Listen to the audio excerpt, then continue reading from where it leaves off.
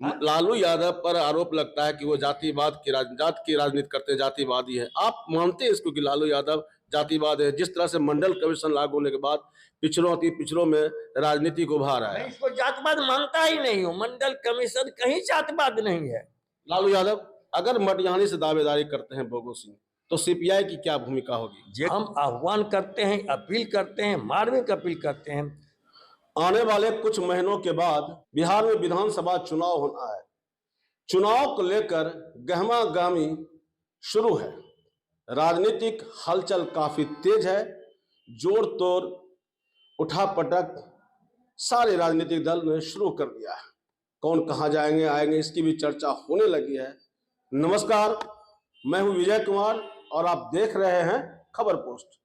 मैं अपने वीडियोग्राफर पत्रकार सिद्धांत शेखर के साथ इस समय बेगूसराय सीपीआई कार्यालय में हूं और हमारे साथ हैं बेगूसराय के मोस्ट सीनियर लीडर पूर्व सांसद शत्रुघ्न प्रसाद सिंह। हम इनसे बेगूसराय की राजनीति पर चर्चा करेंगे। आने वाले जो समय में विधानसभा चुनाव होना है उसको लेकर किस तरह का माहौल रहेगा, क्या गठबंधन का स्वरूप होगा, इन तमाम मुद्दों पर हम बातचीत करते हैं। सर, विधानसभा चुनाव को लेकर आप भी देख रहे हैं गहमा गहमी काफी तेज है। क्या रहेगा माहौल सर इस बार? देखिए, इस बार जो माहौल बन रहा है यह पहले तमाम चुनावों से गंभीर और अत्यंत ही कठिन दौर का विधानसभा का चुनाव। अब कल तो दिल्ली विधानसभा में मतदान हो चुका होगा सर, होगा। हमने हो चुका है 5 को जी, और 5 के बाद 8 को मतगणना है जी। तो एक माहौल दिल्ली का क्या रिजल्ट होता है। लेकिन बिहार विधानसभा के चुनाव की तैयारी सत्ताधार जो यात्रा हो रही है और केंद्र सरकार कुछ कुछ झुनझुना दे करके भी आम मतदाताओं को बहला फुसलाने की तैयारी शुरू हो रही है। जहाँ तक महागठबंधन का सवाल है, हम लोग भी कमर कस रहे हैं और पहले से ज़्यादा एकताबद्ध होकर के लड़ने की ज़रूरत है।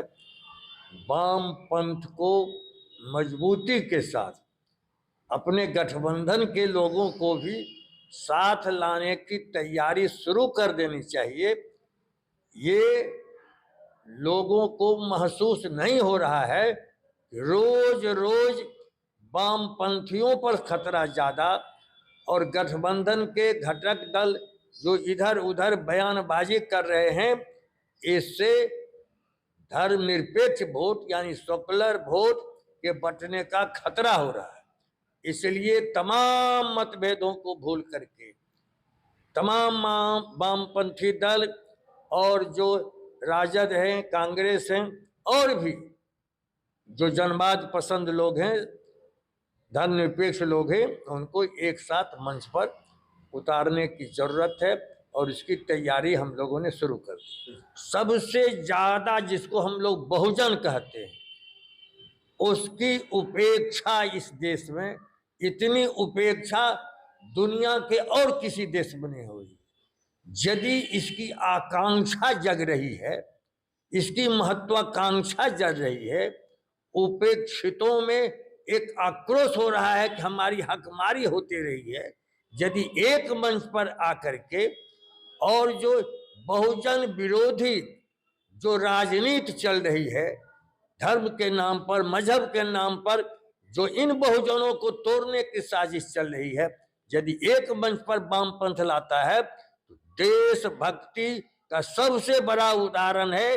देश को एकताबद्ध यदि करेगा वामपंथ, और जिसे बहुजन हम कहते हैं, यही करेगा, या कहीं से जातवाद है कि मनुस्मृति लागू करने वाली जो राजनीति है, अब वह मुखर होकर के कह रहा है कि देश आजाद हुआ जब राम जन्मभूमि में फिर से प्राण प्रतिष्ठा की गई।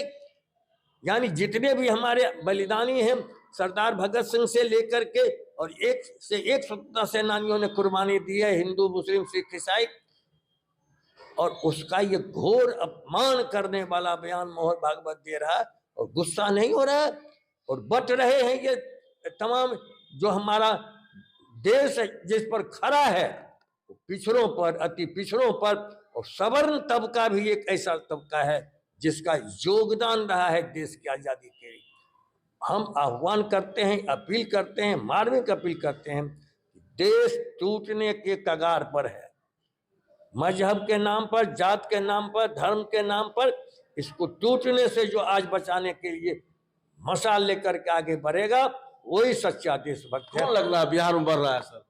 लालू यादव पर आरोप लगता है कि वो जातिवाद की जात की राजनीति करते हैं, जातिवादी है। आप मानते हैं इसको कि लालू यादव जातिवाद है? जिस तरह से मंडल कमीशन लागू होने के बाद पिछड़ों अति पिछड़ों में राजनीति को उभा रहा है। मैं इसको जातवाद मानता ही नहीं हूँ। मंडल कमीशन कहीं जातवाद नहीं है।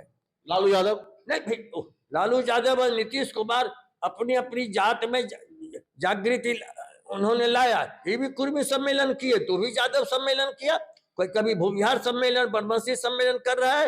ये सभी भटकाने की साजिश है।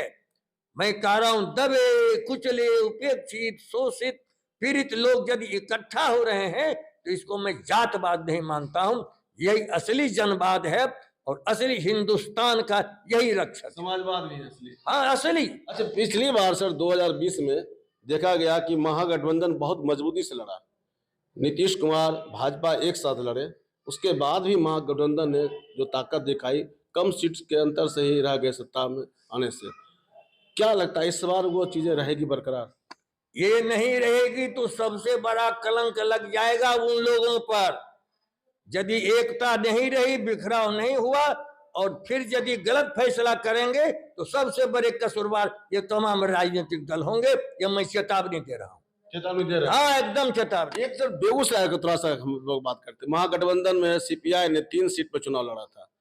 बछवाड़ा से उदेश राय लड़े थे, तेघड़ा से रामरतन सिंह और बखरी से सूर्यकांत पासवान, और सीपीएम की ओर से राजेंद्र सिंह लड़े थे मटिहानी से। इस बार क्या रहेगा? महागठबंधन हमारा रहेगा। महागठबंधन की नीति में, विचारधारा में, कार्यक्रम में कोई परिवर्तन की संभावना नहीं। तो महागठबंधन तो रहेगा। हाँ, सीपीआई का जो जहां जहां महागठबंधन का उम्मीदवार दिया वहां देने में अभी तक कोई निर्णय में परिवर्तन नहीं हुआ। एक सर बस बहुत जरूरी सवाल है, लोकसभा चुनाव में अवधेश राय जो सीपीआई के उम्मीदवार थे महागठबंधन की ओर से, उनकी खुलकर मदद मटिहानी के पूर्व विधायक भोगो सिंह ने की थी। एकदम खुल के चुनाव प्रचार में जा रहे थे। अभी तक यह स्पष्ट नहीं हो पाया कि भोगो सिंह किस दल से लड़ेंगे, वो खुद भी क्लियर नहीं कर रहे हैं, लेकिन दावेदारी उनकी मजबूत है कि मटिहानी से लड़ेंगे। अगर मटिहानी से दावेदारी करते हैं भोगो सिंह तो सीपीआई की क्या भूमिका होगी? निर्दलीय के रूप में आते हैं भोगो सिंह मटिहानी विधानसभा में। तो मैं कह रहा हूं जहां महागठबंधन हमारा एकताबद्ध है, कहीं हम निर्दलीय दूसरे दल का सवाल कहां उठता है? अभी महागठबंधन एकताबद्ध है, इसमें कोई टूट नहीं है। एकताबद्ध है, बछवाड़ा पर सवाल उठ रहा है और कह रहे हैं कि हम जहां महागठबंधन का चुनाव लड़ रहे हैं उसमें अभी तक कोई फिर से जो आपके सीपीआई के उम्मीदवार थे अवधेश राय जो लोकसभा में अभी उम्मीदवारी पर कुछ तय नहीं हुआ है। उम्मीदवारी पर कुछ तय नहीं हुआ है, लेकिन हम जहां जीते हुए हैं उसमें अभी कोई परिवर्तन का फैसला ही नहीं हुआ। अब ये अपरिपक्व सवाल है। एक सवाल चूंकि लोग जानना चाहते हैं सर, अभी उम्मीदवार के नाम की घोषणा करने के लिए मैं अधिकृत ही नहीं हूँ, लेकिन हम महागठबंधन का जहां जहां हमने उम्मीदवार दिया हम लड़ेंगे, उसको एकताबद्ध होकर के लड़ेंगे।